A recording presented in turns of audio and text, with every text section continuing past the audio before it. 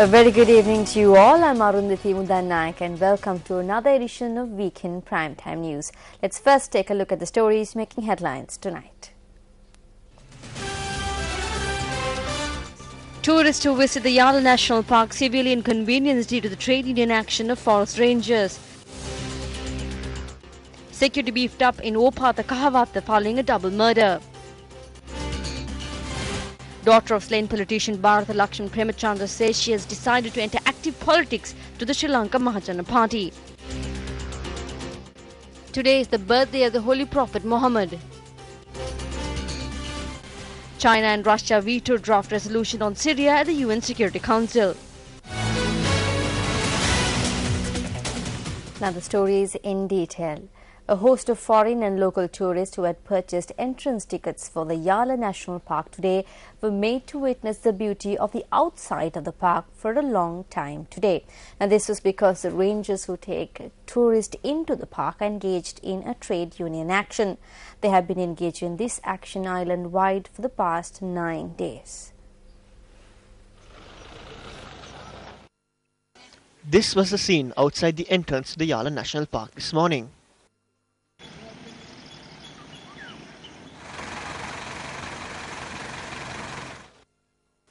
A large group of tourists had gathered outside the park entrance at dawn today.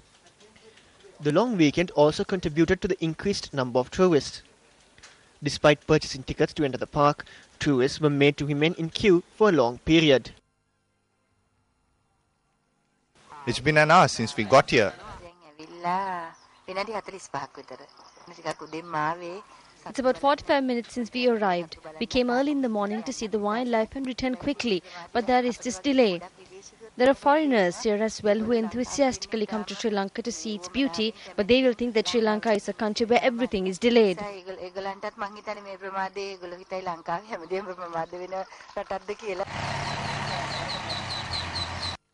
While tourists cannot tour the Yala National Park alone, 20 rangers from the Department of Wildlife Conservation are employed to guide them.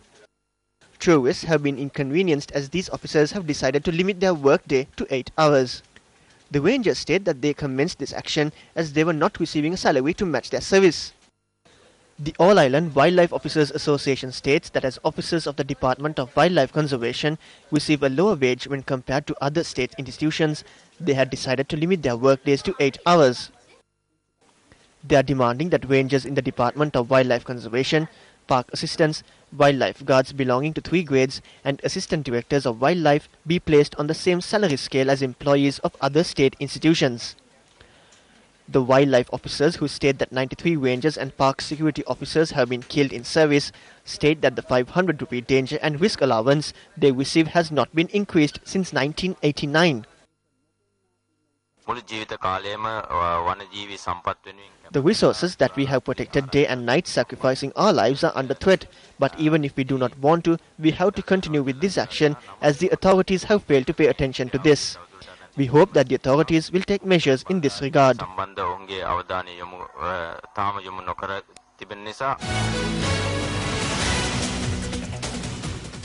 Area residents charge that fish in the Rathgama Lagoon in Galle have begun to die. And this is what we were able to witness when we toured the area. Various views are being expressed on the cause of death. News First inquired into the matter.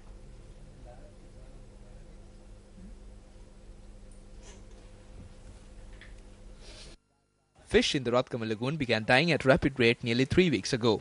This has caused a grave threat to both the economies of the fishermen as well as the ecological balance of the habitat.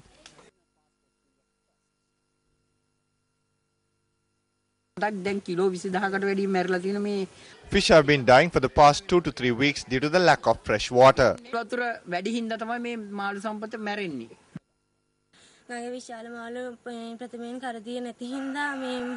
Earlier the smaller fish died, now the bigger fish have begun to die. We cannot engage in our trade.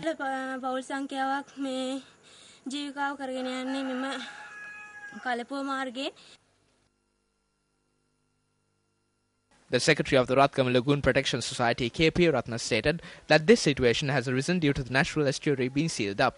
Fishermen believe that this has led to the death of the fish as seawater and pure water are no longer being mixed. We inquired about the matter from environmentalist Attorney at Law Jagat Gunawardena. We find that the stresses that has been getting into the lagoon, such as the pollution of the lagoon system, the unauthorized constructions that are destructive to the mangroves and the other habitats surrounding the lagoon, and also the prevention of the intermixing of lagoon water with the sea water that has been caused by this construction in the lagoon mouth has to be addressed soon before the system collapses or the system takes changes that will be irrevocable and irreversible. Jagat Gunawardena also noted that the growth of algae can be considered as another factor which could lead to the death of fish in this manner.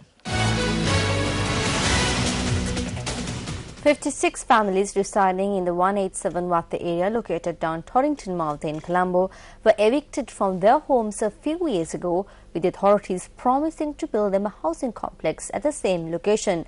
Now, these area residents charge that they are still being inconvenienced. This is the area known as the 187 Watte, located down Torrington Mouth. Of the 56 families who call this area their home, only a handful remain. 53 families were evicted from their homes based on the promise of providing them with a housing scheme under the urban Dilindu Nivasa Arunodaya program, which was brought forward by the then Minister of Urban Development, Dinesh Gunawardena. 112 million rupees was allocated for the project, while the construction activities were due to be completed within a year. This is the commemorative plaque that was declared open on the 3rd of December 2008, signalling the start of this project. However, the homes of these families were destroyed, and this is the current plight of the land, where no construction activity has taken place. The area residents noted that they received a sum of 100,000 rupees annually in order to relocate temporarily at a rented house. They charged that officials have now ceased issuing these payments. Prasanna Gunawardena of the Housing Authority came here in 2009 and promised to build us homes in 10 months. We then signed an agreement and we were sent away. We were sent to Singapore. When we expressed our displeasure, the current Minister of Housing stated that he cannot do anything. He added that houses have been built for us and told us to move into them or file charges. We had large houses. The houses they have built are small and lack facilities. The Minister and the Ministry tricked us all. The Minister of Housing says one thing, while officials at the Ministry say something else. Meanwhile, Parliamentarian Rosie Senanayake met with this group of individuals yesterday. People in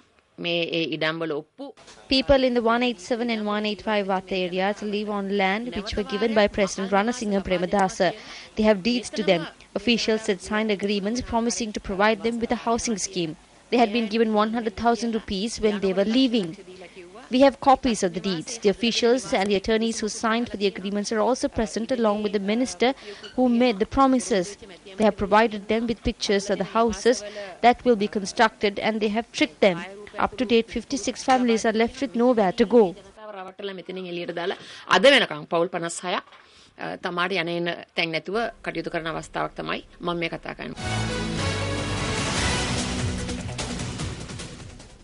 Today is the birthday of the Holy Prophet Muhammad, also known as Milad-un-Nabi.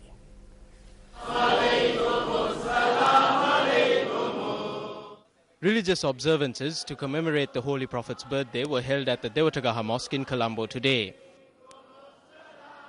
Meanwhile, a special procession was organized by the Faizan-e-Madina Mosque in Colombo 12 today in view of the Holy Prophet's birthday.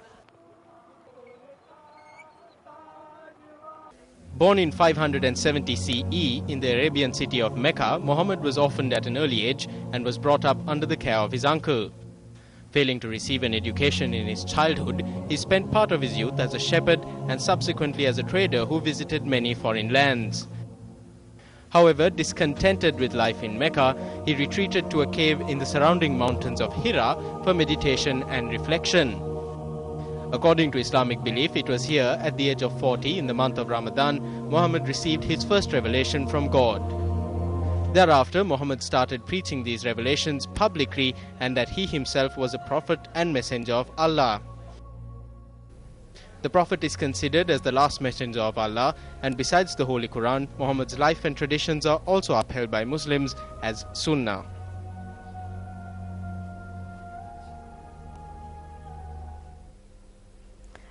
Security has been beefed up following a double murder in the Opatha area in Kahawatha.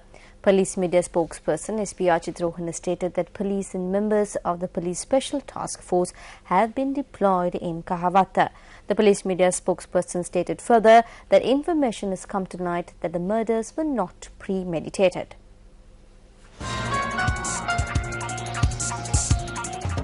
The body of a girl was discovered in a rubber estate in Opatha, Kahawatha in the Ratnapura district on Friday. The body of the girl's mother was found at their home. The police said that injuries could be witnessed on both their bodies. The victims were a 52-year-old mother and her 19-year-old daughter. Police media spokesperson SP Rohana stated that officers from the Criminal Investigations Department had also commenced investigations into the murder.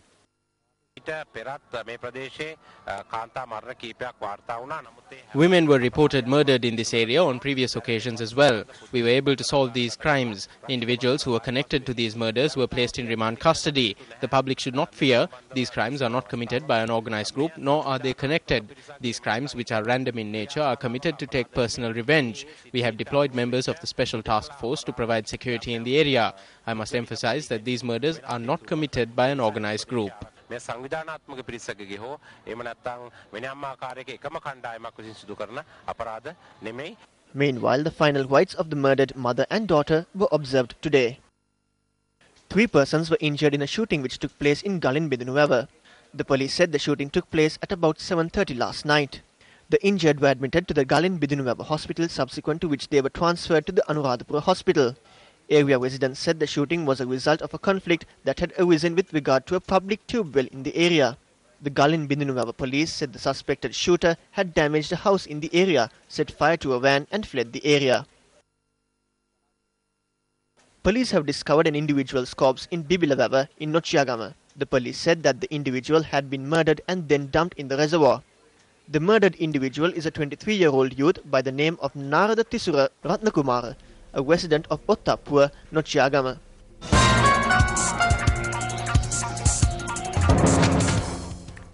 Daughter of slain politician Bharata Lakshman Premachandra, Hirunika Premachandra, states that she has decided to follow in her father's footsteps and enter active politics to the Sri Lanka Mahajana Party. The 28th anniversary celebrations of the Sri Lanka Mahajana Party were held this afternoon at the new town hall in Colombo. The celebrations were held under the patronage of the General Secretary of the Sri Lanka Mahajana Party, Dr. Ranjit Navaratna.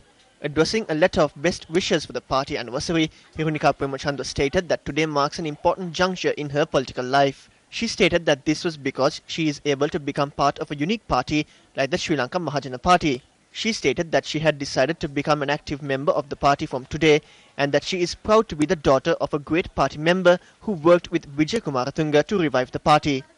In her letter, she states further that following her father's demise, the public had focused on her politically and that she had decided to enter politics through the Sri Lanka Mahajana Party as she would never betray her father's blood.